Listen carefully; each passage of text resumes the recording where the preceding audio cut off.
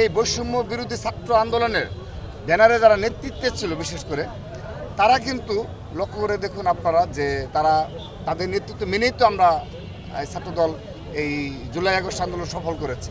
আমরা আমাদের নিজস্ব কোনো ব্যানার তো আর ব্যবহার করিনি। বৈষম্য বিরোধী ছাত্র আন্দোলনের সমন্বয়কদের পরামর্শক্রমেই তাদের সাথে আলোচনার মাধ্যমে ছাত্রদলের আমরা রাজপথে ছিলাম এবং আন্দোলনকে সফল করেছি।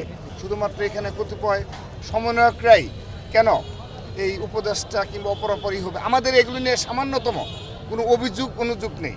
কিন্তু ক্যাম্পাসে যখন অস্থিতিশীল পরিস্থিতি হয় সেটার দায় কখনো এই বৈষম্য বিরোধী ছাত্রদলের ব্যানারে যারা রয়েছে তারা এড়িয়ে যেতে পারে না।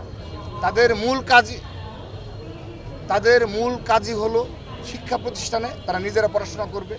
তারা নিজেরা যেহেতু নিজেদের রানিং স্টুডেন্ট দাবি করে, তারা নিজেরা পড়াশোনার পাশাপাশি ক্যাম্পাসে যেন ছাত্রলীগের দূষররা কোনো আওয়ামী লীগের কোনো ষড়যন্ত্র যেন সফল হতে না পারে, ছাত্রলীগের যেন অত্যাচার নির্যাতন যারা জড়িত ছিল তাদের যেন পানিশমেন্ট হয় এবং শিক্ষার যেন পরিবেশ সুনিশ্চিত হয়। মানে শিক্ষা প্রতিষ্ঠানগুলোতে সামান্যতম যেন বৈষম্য যেন না হয়, এই বিষয়গুলো দেখা হলো তাদের মূল দায়িত্ব। কিন্তু আমরা যেটা লক্ষ্য করছি তারা তাদের সেই মূল দায়িত্ব পালন না করে অপর দায়িত্ব পালনে বেশি উৎসাহী। হ্যাঁ, তাদের রাজনৈতিক দল গঠন করার ইচ্ছে রয়েছে, এটা তো সাধুবাদ জানাচ্ছি। কিন্তু তারা যদি মনে করে থাকে যে একটি আন্দোলনকে তাদের একাই তাদের কুক্ষিগত করতে হবে, এটি খুবই দুঃখজনক এবং এটি বিপ্লবের স্পিরিটের সাথে যায় না কোনোভাবেই না।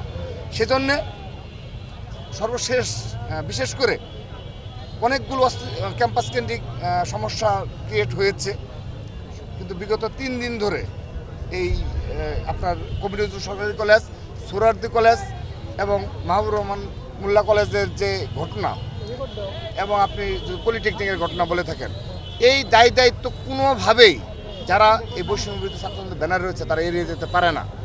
আপামর জনসাধারণের নিকট আমাদের বিএনপির যে 31 দফা রয়েছে সেই 31 দফা সবিস্তর বর্ণনা করে যতটুকু সম্ভব বর্ণনা করে আমরা তাদের নিকট পৌঁছে দেব। আগামীর বাংলাদেশ বিনির্মাণে, সাম্য মানবিক বাংলাদেশ বিনির্মাণে তাদের যার অবস্থান থেকে এই 31 দফার পক্ষে অবস্থান গ্রহণ করবে এবং আমাদের পক্ষে অবস্থান নেবে এবং দেশ গড়ার কাজে সবাই সম্পৃক্ত হবে, সেই আহ্বান জানাবো।